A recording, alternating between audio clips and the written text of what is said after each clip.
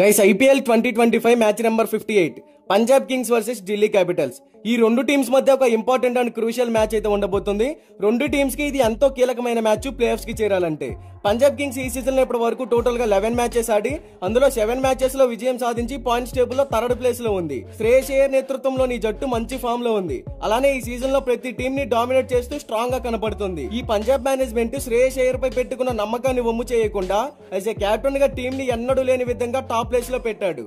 అలాగే ఒక ప్లేయర్ గా కూడా బ్యాటింగ్ లో అద్భుతంగా ఆడుతున్నాడు. మరోవైపు చూసుకుంటే ఢిల్లీ క్యాపిటల్స్ కూడా ఈ సీజన్ లో 11 మ్యాచెస్ ఆడి అందులో 6 మ్యాచెస్ లో విజయం సాధించింది. పాయింట్స్ టేబుల్ లో 5th ప్లేస్ లో ఉంది. కొత్త కెప్టెన్ అక్షర్ పటేల్ నేతృత్వంలోని ఈ జట్టు ఫస్ట్ హాఫ్ లో వరుస విజయాలనే నమోదు చేసింది. సెకండ్ హాఫ్ లో మాత్రం వాళ్ళ పర్ఫార్మెన్స్ పేలవంగా ఉందని చెప్పుకోవచ్చు. అయితే తిరిగి పుంజుకునే సత్తా కూడా వాళ్ళలో ఉంది. ఈ టీమ్ లో మ్యాచ్ విన్నింగ్ ప్లేయర్స్ కూడా ఉన్నారు. బ్యాటింగ్ అండ్ బౌలింగ్ లో బోత్ టీమ్స్ కూడా ఎక్సలెంట్ గానే ఉన్నాయి.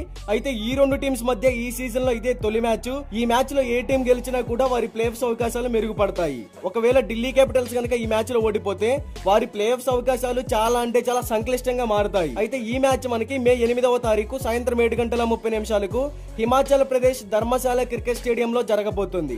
ఈ పిచ్చి గురించి మాట్లాడుకుంటే ఇది బ్యాటింగ్ కి ఫ్రెండ్లీ వికెట్. మంచి స్కోర్ ని మనం ఎక్స్పెక్ట్ చేయవచ్చు వాళ్ళ నుండి. అయితే ఇన్నింగ్స్ ప్రారంభంలో పేసర్లు కూడా కొంత సహాయం పొందుతారు. కెప్టెన్ కనుక టాస్ గెలిస్తే బ్యాటింగ్ ఎంచుకోవాలని చూస్తాడు. ఇక్కడ యావరేజ్ ఫస్ట్ బ్యాటింగ్ స్కోర్ వచ్చేసి 187 runs, average second batting score వచ్చేసి 158 రన్స్. అదే విధంగా పిచ్ అనేది చేసింగ్ కి కూడా అనుకూలంగానే ఉంటుంది. ఇక బోత్ టీమ్స్ కి సంబంధించిన హెడ్ టు హెడ్ గురించి మాట్లాడుకుంటే ఇప్పటి వరకు ఈ రెండు టీమ్స్ మధ్య టోటల్ గా 33 మ్యాచెస్ జరిగాయి. అందులో పంజాబ్ కింగ్స్ 17 మ్యాచెస్ విన్ అయ్యింది, ఢిల్లీ క్యాపిటల్స్ 16 మ్యాచెస్ విన్ అయ్యింది.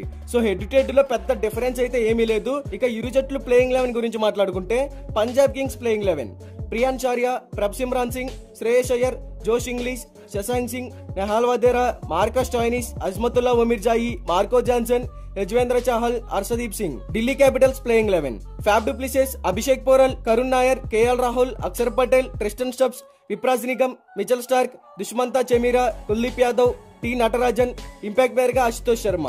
మరి ఈ రెండు టీమ్స్ లో ఏ టీం గెలుస్తుంది అని మీరు అనుకుంటున్నారో కామెంట్ చేయండి. ఇలాంటి క్రికెట్ మ్యాచ్ అనాలిసిస్ కోసం మన ఛానల్ ని సబ్స్క్రైబ్ చేసుకోండి.